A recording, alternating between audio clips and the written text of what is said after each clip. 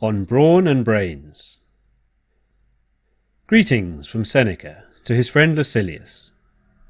The old Romans had a custom which survived even into my lifetime. They would add to the opening words of a letter, "If you are well, it is well. I also am well."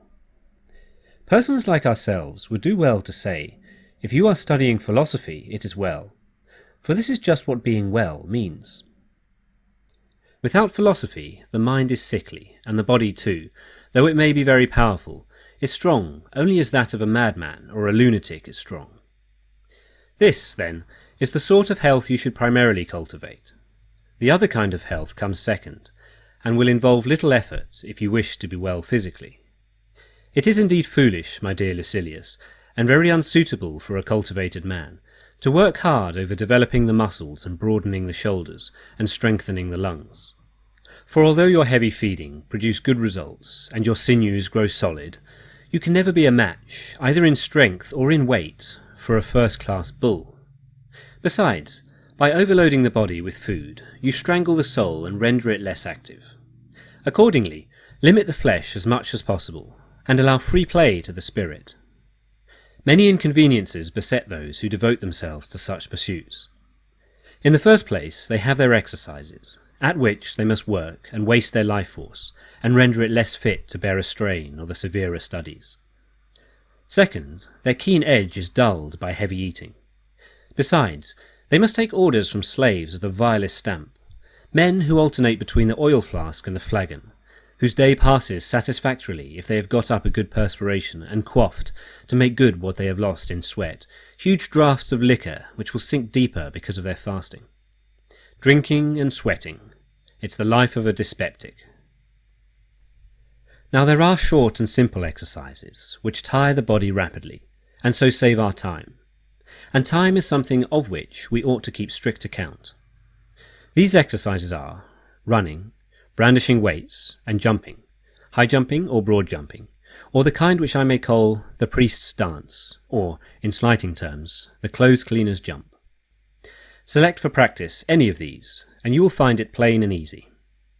But whatever you do, come back soon from body to mind. The mind must be exercised both day and night, for it is nourished by moderate labour. And this form of exercise need not be hampered by cold or hot weather, or even by old age. Cultivate that good which improves with the years. Of course, I do not command you to be always bending over your books and your writing materials. The mind must have a change, but a change of such a kind that it is not unnerved, but merely unbent. Riding in a litter shakes up the body, and does not interfere with study. One may read, dictate, converse, or listen to another. Nor does walking prevent any of these things. You need not scorn voice culture, but I forbid you to practice raising and lowering your voice by scales and specific intonations. What if you should next propose to take lessons in walking?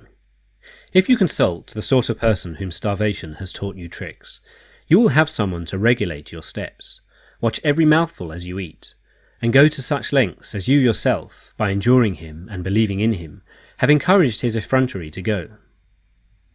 What, then, you will ask, is my voice to begin at the outset with shouting and straining the lungs to the utmost? No. The natural thing is that it be aroused to such a pitch by easy stages. Just as persons who are wrangling begin with ordinary conversational tones and then pass to shouting at the top of their lungs, no speaker cries, "Help me, citizens!" at the outset of his speech. Therefore, whenever your spirit's impulse prompts you, raise a hubbub, now in louder, now in milder tones, according as your voice, as well as your spirit, shall suggest to you, when you are moved to such a performance. Then let your voice, when you rein it in and call it back to earth, come down gently, not collapse. It should trail off in tones halfway between high and low, and should not abruptly drop from its raving in the uncouth manner of countrymen. For our purpose is, not to give the voice exercise, but to make it give us exercise. You see, I have relieved you of no slight bother, and I shall throw in a little complimentary present. It is Greek too. Here is the proverb. It is an excellent one. The fool's life is empty of gratitude and full of fears. Its course lies wholly toward the future. Who uttered these words, you say? The same writer whom I mentioned before. And what sort of life do you think is meant by the fool's life? That of Baba and Isio? No, he means our own.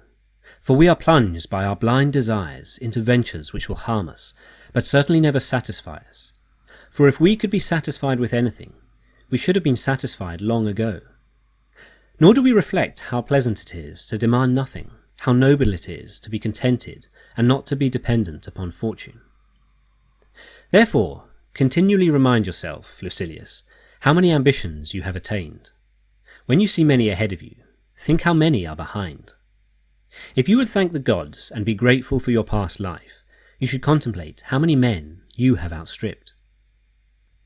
But what have you to do with others? You have outstripped yourself. Fix a limit which you will not even desire to pass, should you have the power. At last, then, away with all these treacherous goods. They look better to those who hope for them than those who have attained them.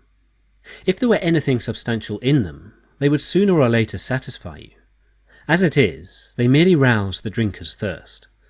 Away with fripperies, which only serve for show. As to what the future's uncertain lot has in store, why should I demand of fortune that she give, rather than demand of myself that I should not crave?